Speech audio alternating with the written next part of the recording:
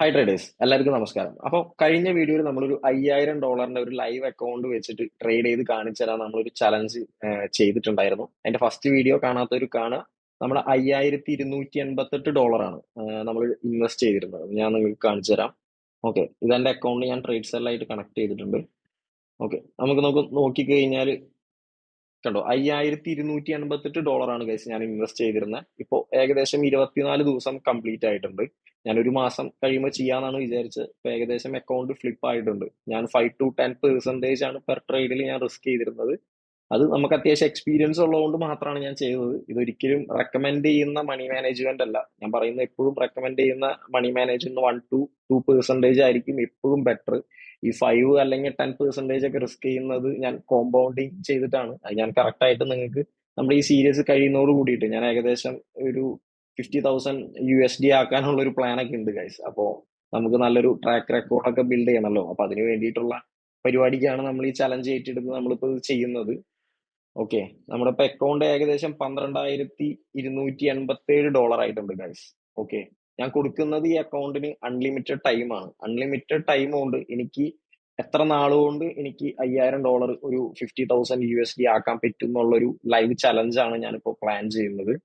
അപ്പോ നമുക്ക് കാണാം. നിങ്ങൾക്ക് ഇതില് ഞാൻ ഓരോ ദിവസം എടുത്തിരുന്ന ട്രേഡുകളും സാധനങ്ങളൊക്കെ നമുക്ക് ഇതിൽ ഞാൻ നിങ്ങൾക്ക് കാണിച്ചു തരാം. ഇത് കുറച്ച് സ്ലോ ആണ് സംഭവം. ഓക്കെ ഗൈസ്, അപ്പോൾ ട്രേഡിംഗ് വ്യൂവിൽ ഞാൻ എൻ്റെ സെറ്റപ്പുകൾ ഞാൻ നിങ്ങൾക്ക് കാണിച്ചു തരാം. നമ്മൾ എടുത്ത ട്രേഡുകൾ കാണിച്ചു തരാം. ഓക്കെ, ഞാൻ 5 to 10% ആണ് പെർ ട്രേഡിങ് റിസ്ക് ചെയ്തിരുന്നത്. പക്ഷെ ഫസ്റ്റ് എൻ്റെ ട്രേഡ് ഞാൻ നോർമൽ ഒരു 2% 3% ആണ് റിസ്ക് ചെയ്തിരുന്നത്. എന്നിട്ട് കുറച്ച് പ്രോഫിറ്റ് ആയപ്പോഴാണ് ഞാൻ 5 to 10%ഓളം ക്യാപിറ്റലിന്റെ റിസ്ക് ചെയ്തിട്ടാണ് നമ്മൾ ചെയ്തിരുന്നത്. ഈ ട്രേഡ് ഇതുപോലെ തന്നെ 1 വീക്ക് ഞാൻ ഹോൾഡ് ചെയ്തിട്ടാണ് ഈ ട്രേഡ് നമുക്ക് വിൻ ആവുന്നത്. ഇപ്പോഴും ഞാനൊരു ട്രേഡ് ഇതിൽ എടുത്തിട്ട് ഹോൾഡ് ചെയ്യുന്നുണ്ട് ഗൈസ്. ഏകദേശം 1:3.85 ഉണ്ട്. ഈ ട്രേഡ് നമുക്ക് 1:2.57 നമുക്ക് വിൻ ആയിട്ടുണ്ട്. പിന്നെ അവിടെ നിന്ന് എനിക്ക് ലോസ് ആയിരുന്നു. ന്യൂസിലാൻഡ് JPY ഒരു ഒരു ഓൾ ടൈം ഹൈയിൽ നിൽക്കായിരുന്നു. നമുക്ക് കുറച്ച് കൺഫർമേഷൻ നോക്കി നമ്മൾ സെല്ലെടുത്തു. പക്ഷെ നമ്മൾ സ്റ്റോപ്പ് ലോസ് കണ്ട് ചെയ്തു.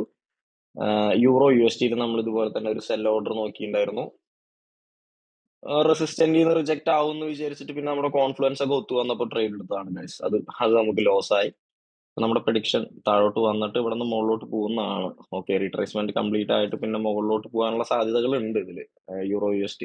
പിന്നെ അതുപോലെ തന്നെ GBP CHF ഞാൻ ഇവിടെ നിന്ന് ഒരു സെൽ ഓർഡർ എടുക്കാന്ന് വിചാരിച്ചാണ് ഗൈസ്. പിന്നെ അത് മിസ്സായി പോയി എനിക്ക്. ഓക്കെ, ഈ ട്രേഡ് 1:2 ആയിരുന്നു, അത് ലോസ് ആയി. ന്യൂസിലാൻഡ് കാഡിൽ നമ്മൾ 2 റീ എൻട്രി എടുത്തിരുന്നു ഗൈസ്. ഞാൻ ഇതിന്റെ സെറ്റപ്പ് കാണിച്ചു തരാം നിങ്ങൾക്ക്. മാർക്കറ്റ് നിങ്ങൾ നോക്കൂ ഗൈസ്. അവിടെ നിന്ന് ഡൗൺ ആയിരുന്നു മാർക്കറ്റ്. ഇവിടെ നിന്ന് ട്രെൻഡിങ് ആവുമെന്ന് വിചാരിച്ചു ഞാൻ. ഓക്കെ, പക്ഷെ അവിടെ നിന്ന് മാർക്കറ്റ് താഴോട്ട് പോയി, ട്രെൻഡ് ആകെ പോയി. അപ്പൊ അവിടെ നിന്ന് 2 ഓർഡർ ഞാൻ എടുത്തിട്ടുണ്ടായിരുന്നു. ഓക്കെ, അത് ലോസ് ആയി പോയി. പിന്നെ CAD JPY, GBP JPY, USD JPY correlated ആണ്. ഇതിൽ കറക്റ്റ് ആയിട്ട് നമുക്കറിയായിരുന്നു. കാരണം ഇത് ഓൾ ടൈം ഹൈയിലൊക്കെയാണ് നിൽക്കുന്നത്. അവിടെ നിന്ന് വലിയൊരു ക്യാൻഡിലൊക്കെ വന്ന് എൻഗൽസൊക്കെ വന്ന് പിന്നെ അവിടെ നിന്ന് താഴോട്ട് ഫോളോ വന്നു. ഓക്കെ, അപ്പോൾ ഇതിൽ ഇതുപോലെ തന്നെ നമ്മളൊരു സപ്പോർട്ട് ബ്രേക്ക് ചെയ്തു, റെസിസ്റ്റന്റ് ആയി, റെസിസ്റ്റന്റ് റിജക്ഷൻ കണ്ടു, നമ്മൾ സെൽ ഓർഡർ പ്ലേസ് ചെയ്തു. അത് നമുക്ക് വിൻ ആയിട്ടുണ്ട്. അതുപോലെ ഈ സെയിം സെറ്റപ്പ് തന്നെ GBP JPY. കാരണം ആദ്യം വന്നത് കോറിലേറ്റഡ് ആണല്ലോ, അപ്പോൾ ഇത് ഒരുമിച്ചല്ല. കാരണം ചില ടൈമിൽ കോറിലേഷൻ, ചില ടൈമിൽ ഒരുമിച്ച് ഇപ്പോൾ സ്പൈക്ക് ആയി കഴിഞ്ഞാൽ CAD JPY സ്പൈക്ക് ആയി കഴിഞ്ഞാൽ GBP JPY സ്പൈക്ക് ആവും. ചില ടൈമിൽ CAD JPY സ്പൈക്ക് ആയി കുറെ കഴിഞ്ഞിട്ടായിരിക്കും GBP JPY അല്ലെങ്കിൽ USD JPY ഇതൊക്കെ കൂടിയിട്ട് സ്പൈക്ക് ആവുള്ളൂ. മനസ്സിലായോ? അപ്പൊ അങ്ങനെയാണ് ഈ കോറിലേഷൻ എന്നുള്ളത് വലിയൊരു ടോപ്പിക് തന്നെയാണ്. ഞാൻ പിന്നെ നമുക്ക് എന്തായാലും അതിനെ കുറിച്ചിട്ട് തനിയൊരു വീഡിയോ തന്നെ ചെയ്യാം. ഓക്കെ, അപ്പോൾ CAD JPY നമുക്ക് ഒരു എൻട്രി കിട്ടിയപ്പോൾ തന്നെ നമുക്ക് മനസ്സിലായി, ഒന്നില്ലെങ്കിൽ GBP JPY അല്ലെങ്കിൽ USD JPY അല്ലെങ്കിൽ AUD JPY അല്ലെങ്കിൽ ന്യൂസിലാൻഡ് JPY, ഇതിലേതെങ്കിലും ഒക്കെ ഇതുപോലുള്ള സെയിം സെറ്റപ്പുകൾ വരാനുള്ള സാധ്യതകൾ കൂടുതലാണ്. അത് നോക്കിക്കഴിഞ്ഞാൽ കാണാം അവിടെ CAD JPY. ഓക്കെ, ഈ സെയിം സെറ്റപ്പ് തന്നെയാണ് നമുക്ക് കിട്ടിയത്.